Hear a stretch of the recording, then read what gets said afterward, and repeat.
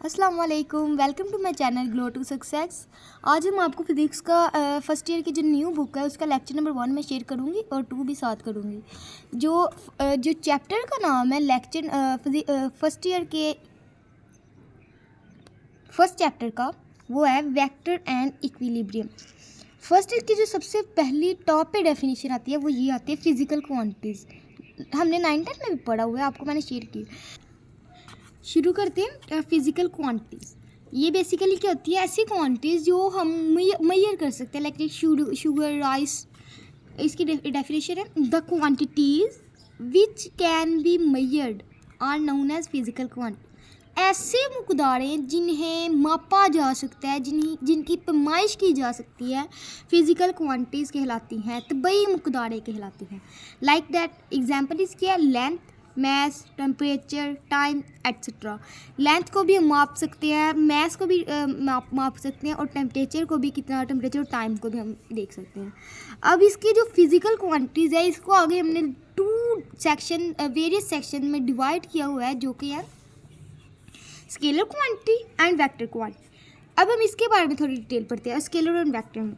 Scalar quantity ये basically क्या होती है? Scalar quantity the physical quantities which have only magnitude are known as scalar quantities. Means that scalar quantities ऐसी quantities होती हैं जिसमें हमें सिर्फ मैग्नीट्यूड का पता होता है, डायरेक्शन का नहीं पता होता। लाइक दैट स्पीड है। अब एक कार मूव कर रही है, हमें ये तो पता है कार मूव कर रही है, लेकिन हमें ये नहीं पता किस डायरेक्शन को मूव कर रही है। भाई वो राइट को जा रही है, लेफ्ट को जा रही है, वो किस डायरेक्शन को जा रही है हमें नहीं पता। तो ये होगी स्केलर क्वांटिटी। टेम्परेचर भी अब हमें ये तो नहीं ना पता टेम्परेचर बढ़ रहा है या कम हो रहा है, ये होती है स्केलर क्वांटिटी। अब हमारी जो वेक्टर क्वांटिटी है इसी के है कि vector quantities is the physical quantities which have magnitude and direction. Basically vector quantity में क्या होता है, हम बात मैग्नीट्यूड एंड डायरेक्शन को जानते हैं। इसमें क्या होता है, वेलोसिटी, फोर्स, डिस्प्लेसमेंट। ये ऐसी है कि मतलब देखिए फोर्स है ना, तो हम अगर हमारी गाड़ी नहीं चल रही तो उसे हम फोर्स लगा रहे हैं। इसमें हमें पता होता है कि हमने किस तरफ को फोर्स लगानी है। लाइक दैट हमने आगे को लगानी है, साइड को लगानी है या पीछे को लगानी होती है। इसमें हमें पता होता है, मैग्नीट्यूड का भी पता होता है और डायरेक्शन का भी। मैग्नीट्यूड इसकी मतलब हमें सिमत का कुछ किसी चीज़ का पता होना, मैग्नीट्यूड किसका मैग्नीट्यूड एक होता क्या, ठीक है। ये अब हम करते हैं शेयर। ओके, अब ये सेकंड लेक्चर है। ये बेसिकली क्या है, रेक्टेंगुलर कोऑर्डिनेट सिस्टम। इसको हम कार्टेशियन कोऑर्डिनेट सिस्टम भी कहते हैं, ठीक है। इसमें क्या होता है, हमारे पास दो लाइन्स होती हैं, एक लाइन एक्स एक्सिस होती है और दूसरी लाइन वाई एक्सिस होती है। बेसिकली यहाँ पे एक एंगल बन रहा होता है, ये एक्स वाई, ये जो ओ है यहाँ पे as a point of intersection consider होगा, एज अ ओरिजिन कंसीडर होगा, ठीक है।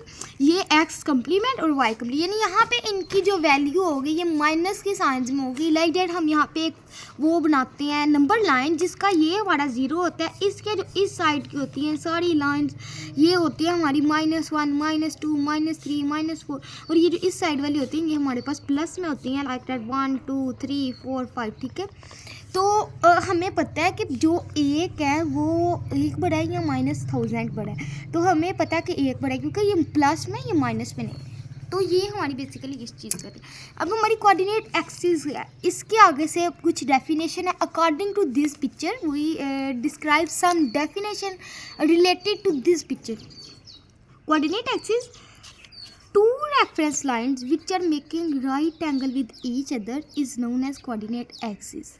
Two reference lines like that, one lines and two line, दो लाइनें जो मिलकर एक 90 का एंगल बनाए, कोई भी एंगल बनाए। ये दो लाइनें, ये भी तो मिल रही है, ये भी एक एंगल बना रही है, ये लाइनें, ये भी एक एंगल बना रही है। यानी दो लाइनें जो एक स्पेसिफिक एंगल बनाती हैं वो हमारे यहाँ पे होगा कोऑर्डिनेट एक्सिस।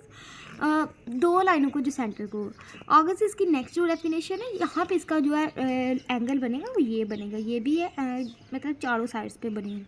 तो ये ओरिजिन इसकी की डेफिनेशन है एक origin, the point of intersection is known as origin. Origin basically जो मिड का नुक्ता है उससे हम ओरिजिन कहेंगे। ये जो all the intersection lines which are making and point is known as region, the point of intersection, जो मिड का पॉइंट है। आगे से हमारी डेफिनेशन है rectangular, the system of coordinate axis is known as rectangular. Basically अगर हम देखें तो ये रेक्टेंगुलर की शेप में ही हमें दिखाई देगा, थोड़ा ऐसे करके होगा, ठीक है। आगे हम इसकी डिमेंशन पढ़ते हैं। ये किस डिमेंशन में, 2 डिमेंशन में, 3 डिमेंशन में। इसका फार्मूला होगा ये जो है एक्स एक्सिस और वाई एक्सिस, और ये हमारे होगा, ये इसका एक एंगल बन रहा होगा जो कि वेक्टर ए से हम रिप्रेजेंट करेंगे अल्फा और बीटा के साथ। तो ये ए बी और ये जो 3 डिमेंशन में एक्स एक्सिस भी होगी, वाई एक्सिस भी होगी और जी एक्सिस भी होगी, जो हमारे पास ए बी और आर है। बेसिकली इसका क्या फार्मूला होता है, ए एक्स आई प्लस बी वाई जे प्लस सी जी के, ये इसका होता है, ठीक है। ये हम ए वेक्टर के इक्वल ले लेते हैं। तो हम वेक्टर को कैसे ऐड करते हैं, एडिशन ऑफ 2 वेक्टर्स। यहाँ पे हम वेक्टर्स को एडिशन करते हैं कि vectors can be added by head to tail rule. यहाँ पे एक नोट देख लें, एमसीक्यूज के तौर पे भी आपको आ सकता है ये कि numbers can be added into a vector. एक वेक्टर है लाइक दैट, एक वेक्टर और है, ये +5 में ऐड तो नहीं ना हो सकता, ये बिल्कुल रॉन्ग है। अगर हम वेक्टर और स्केलर के एक्सप्लेनेशन पढ़ेंगे इसमें मैं आपको सही से क्लियर से बताऊँगी। But vector can be added, vector हो सकते हैं, ये भी आपको मैं बताऊँ। और इसका क्या होगा, वेक्टर एडिशन, वेक्टर सब्सट्रैक्शन। ये एडिशन और वेक्टर सब्सट्रैक्शन मैं आपको बताती हूँ। वेक्टर एडिशन कैसे होता है, लाइक दैट एक वेक्टर है वेक्टर ए, ये वेक्टर ए हमने लिया और इसके आगे ही हमने इसकी हेड पे हमने वेक्टर बी को बनाया, यानी वेक्टर बी की टेल जो है वो वेक्टर ए के हेड पे लाइज होगी, ठीक है, according to head to tail rule, according to head. और इन दोनों को जो हमने पढ़ा था, 2 reference lines are making right angle with each other, 2 लाइनें जो बनाए कोई एंगल, तो ये हमने वेक्टर एडिशन में जारी से बात है, इनको कोई कंप्लीट करना तो ये वेक्टर और से करेंगे। और ये वेक्टर और है, ये sum of vector A and vector B के इक्वल होगा। ये लाइक दैट अगर हम ये बनाते हैं वेक्टर ए, ये हो गया और साथ ही ये बन गया वेक्टर बी, तो ये वेक्टर आर होगा ना, ये वाला जो ये बनेगा, ये वेक्टर ये ध्यान रखना है कि इसका जो है, इसकी हेड, बड़े बच्चे ऐसे इस तरह तस्वीर बनाते हैं, मैंने ये खुद बनाई है, ऐसी हेड टू टेल रूल के अकॉर्डिंग नहीं होगी। इसकी हेड, ये इसकी जो हेड है ये, और आगे से इसकी टेल, और ये इनका जो सम है वो ऐसे होगा, ऐसे। यानी कि ये देखें, अब इसका हेड है, इसकी टेल है, इसका हेड है, इसकी टेल है, इसका हेड है, इसकी टेल है, ठीक है। अब हम इसकी देखते हैं, show that this figure show that commutative law ऐसा लॉ जो इक्वल हो, holds in vector addition. A plus B का जो लॉ है वेक्टर आर पे एडिशन हो रहा है, vector A plus vector B is equal to vector R. इसकी थोड़ी explanation, consider 2 vector A and vector B are added by using head to tail rule. Vector A और vector B को हम बात करते हैं कि ये दोनों कैसे, अगर हम लें, ये देखें, ये वेक्टर ए लिया, ये वेक्टर बी और ये वेक्टर आर।